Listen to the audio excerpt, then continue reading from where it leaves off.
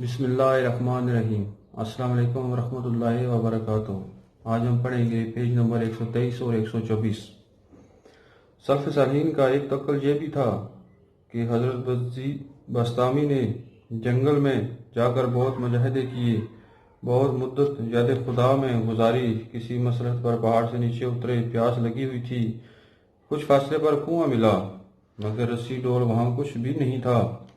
خیال گزرا کنواں تو ہے، نہ ڈول ہے نہ رسی ہے، کیسے پانی پئیں گے؟ تھوڑی دیر کے بعد ہرنیوں کی قطار آئی، کنویں کو دیکھ کر آسمان کی طرف نظر کی، اسی وقت پانی کنویں سے جوش مار کر نکل آیا۔ تمام ہرنیوں نے خوب پیا۔ ہرنی کی واپسی پر آپ کنویں تک گئے تاکہ پانی پئیں مگر پانی فوراً نیچے چلا گیا۔ حضرت بایزید بسطامی رحمۃ اللہ علیہ فوراً سجدے میں گر پڑے اور عرض کی کہ کیا میں ان ہرنیوں کا سا بھی نہیں کہ تو نے ان کے واسطے کنویں سے پانی نکال دیا اور میرے وقت کنویں کے اندر پانی پہنچا دیا۔ حکم ہوا، اے میرے بندے، تو نے میری ذات پر ہرنوں کا بھی عقیدہ نہ رکھا۔ تو میرا دوست ہے، میرے خلیفہ آدم کی اولاد ہے اور تو بھی خلیفہ ہے ہر حال میں، تو ان سے یعنی ہرنیوں سے برتر ہے، مگر افسوس کہ ہرنوں کو تو میری ذات پر توکل ہوا اور تو نے ڈول رسی پر بھروسہ کیا، اسی وقت سے تمہیں یہ تماشا دکھایا گیا، ورنہ تمام دنیا فاہمیہ اولاد آدم کے واسطے ہے، مگر تو نے ہماری ذات پر بھروسہ نہ کیا، اسی واسطے ہم نے بھی بلا ڈول اور رسی پانی نہ دیا۔ اسی پر بایزید بسطامی رحمۃ اللہ علیہ بہت روئے، استغفار کی، پھر کنویں سے پانی وہیں پہنچا جہاں آپ بیٹھے تھے۔ آپ نے پیا، شکر ادا کیا اور بعضاں عرصے تک جنگل میں مجاہدہ کیا اور خوب توکل کو پکایا۔ سلف صالحین کا ایک توکل یہ بھی تھا کہ 3 درویش توکل کی نیت سے پہاڑ کی ایک غار میں جا بیٹھے۔ 2 روز کے فاقے کے بعد ان سے 2 واپس آبادی میں آ گئے، تیسرا بیٹھا رہا۔ تیسرے روز اس کے پاس غیب سے ایک شخص کھانے کا تاش لایا، یہ چاول تھے۔ متوکل درویش نے چاول کھائے تو نیچے سے 3 اشرفیاں نکلی۔ درویش نے سمجھ لیا کہ اللہ تعالیٰ نے ثابت قدمی کی وجہ سے یہ ان کی 3 دنوں کی دعوت بھی بھیج دی ہے۔ سلف صالحین کے نزدیک توکل ایک باہری دولت ہے۔ فقیر کے لیے توکل کی بے بہا دولت حاصل کرنے کے لیے استقامت بہت لازمی ہے۔ ایک استقامت 100 کا امت سے بہتر ہے۔ سلف صالحین کا ایک توکل یہ بھی تھا کہ ایک درویش توکل کی نیت سے پہاڑ پر جا بیٹھا، جب ایک وقت اس پر فاقے سے گزرا تو ٹھہر نہ سکا اور گاؤں میں چلا گیا۔ اتفاق سے ایک یہودی کے دروازے پر سوال کیا، یہودی نے اسے 3 روٹیاں دے دیں۔ یہودی کے دروازے کا کتا اس کے پیچھے ہو گیا۔ درویش نے ایک روٹی کتے کو ڈال دی، کتا پھر اس کے سر چڑھا، دوسری بھی ڈال دی، کتا پھر اس کے پیچھے ہو گیا، تیسری بھی ڈال دی، کتا پھر اس کے پیچھے۔ درویش نے کہا، او کتے، تو بڑا بے حیا ہے، تیرے مالک نے مجھے 3 روٹیاں دی تھی، وہ تینوں میں تجھے دے چکا، اب بھی تو میرے پیچھے ہے۔ حکم خداوندی سے وہ کتا بول اٹھا، بے صبر تو ہے یا میں؟ ذرا انصاف تو کر، تو پہاڑ پر بیٹھا اللہ اللہ کرتا تھا، حق تعالیٰ کے دروازے کو چھوڑ کر اس کے دشمن ایک یہودی کے دروازے پر آیا۔ مجھے دیکھ، میں اس کے دروازے پر رہتا ہوں، جو ڈال دے اسی پر صبر و قناعت کرتا ہوں، اس کا دروازہ چھوڑ کر کسی دوسرے کے دروازے پر نہیں جاتا ہوں۔ تو کیسا درویش ہے کہ خالق کے در کو چھوڑ کر غیروں سے مانگتا ہے؟ وہ درویش بہت نادم ہوا، واپس پہاڑ پر جا کر توبہ استغفار کی اور توکل میں اپنا قدم اتنا پختہ کیا کہ علم توحید اور رحمت الہی کے دروازے کھل گئے۔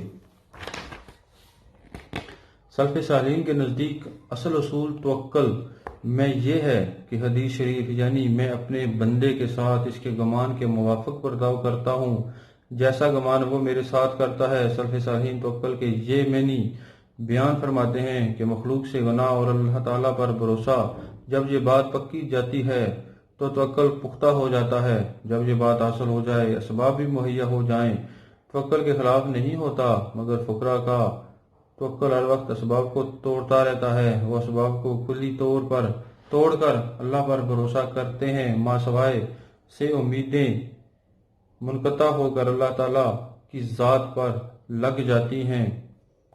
سلف صالحین کا توکل ایک یہ بھی ہے کہ بعض لوگ ایسے متوکل ہوتے ہیں کہ ان کے سلوک کی منزل بھی تو توکل سے پوری ہو جایا کرتی ہے، یعنی کہ توکل کی نیت دیکھ کر اللہ تعالیٰ ان پر رحم فرماتا ہے، انہیں منظور فرما لیتا ہے۔ حضرت امام جعفر صادق رضی اللہ عنہ کے زمانے میں ایک نوجوان لڑکا اپنی گائے اور دیگر مویشیوں کو جنگل میں چرانے کے واسطے لے جا رہا تھا۔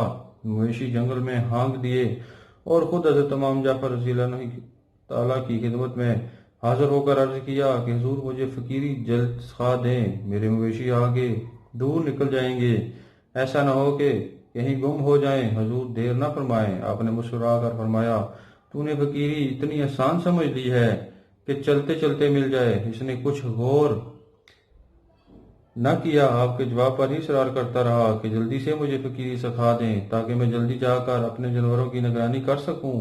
آخر کار آپ نے فرمایا کہ فقیری لینی ہے؟ اس نے کہا ہاں، قریب ہی بہت بڑا لمبا بہت گہرا تالاب پانی سے بھرا ہوا تھا۔ آپ نے خادموں کو فرمایا اسے پکڑ کر تالاب میں پھینک دو۔ خادموں نے ایسا ہی کیا۔ جب غوطے کھا کر سر اوپر نکالا اور آواز دی حضرت مجھے نکالیں، آپ نے پاس والوں کو حکم دیا کہ مت پکڑنا، وہ پھر نیچے چلا گیا۔ جب دوبارہ سر اٹھا کر آواز دی آپ نے پھر لوگوں کو روک دیا۔ تیسری بار پھر آواز دی آپ نے پھر روک دیا۔ جب چوتھی بار سر باہر نکالا تو دیکھا گیا کہ سوکھے پاؤں پانی پر چلتا پھرتا ہے، بہت خوش و خرم اور ہنستا پھرتا ہے اور یہ کہتا ہے کہ بات تو پاس ہی تھی، خدا مل گیا اور خداوند کریم کا دیدار بھی ہو گیا۔ آپ نے قریب بلا کر فرمایا سنا تو صحیح، وہ کیا بات تھی اور خدا تجھے کس طرح مل گیا؟ اللہ پاک کا دیدار کیوں کر ہو گیا؟ اس نے کہا جب تالاب میں مجھے ڈالنے کا حکم فرمایا، مجھے لوگوں کی طرف سے امیدیں تھیں کہ آپ نے مجھے تنبیہ کے لیے گرایا ہے، لوگ نکال لیں گے۔ جب میں نے پہلی بار لوگوں کو اپنے نکالنے کے لیے بلایا اور کسی نے مجھے نہ پکڑا تو میری تمام امیدیں ٹوٹ گئیں۔ جب دوبارہ میں نے آواز دی اور پھر بھی میری کسی نے مدد نہ کی تو وہ میری امیدیں اور بھی سست ہو گئیں۔ آخر کار جب تیسری بار میری دستگیری کے لیے کوئی نہ کھڑا ہوا تو لوگوں کی طرف سے امیدیں بالکل ٹوٹ گئیں اور کامل طور پر مجھے اللہ تعالیٰ پر بھروسہ ہو گیا اور میں نے درد سے کہا خداوند اب تیرے سوا کوئی ایسا نہیں جو مجھے یہاں سے زندہ نکال سکے، فقط تیرے فضل اور تیری رحمت پر ہی بھروسہ ہے، جو تو چاہتا ہے وہی کرتا ہے۔ میرے دل سے تمام امیدوں کا ٹوٹنا اور اللہ پاک پر بھروسہ کرنا ہی تھا۔ میرے دل میں ایک تاقی کھل گئی اور اسی سے اللہ پاک کی ذات کی تجلی کا نور میرے دل میں پڑنا شروع ہو گیا اور آن کی آن میں میرا دل نور سے بھر کر روشن ہو گیا۔ ادھر تجلی کا وارد ہونا تھا کہ اس نور کے اثر سے پانی میرا حکم ماننے لگا۔ یوں کہتا ہوں کہ بات تو نزدیک ہی تھی، دل ماسوائے سے خالی کرنا ہی تھا کہ فوراً تجلی ذات کا مظہر ہو گیا۔ آج کے لیے اتنا ہی، اپنی دعا میں یاد رکھیے گا۔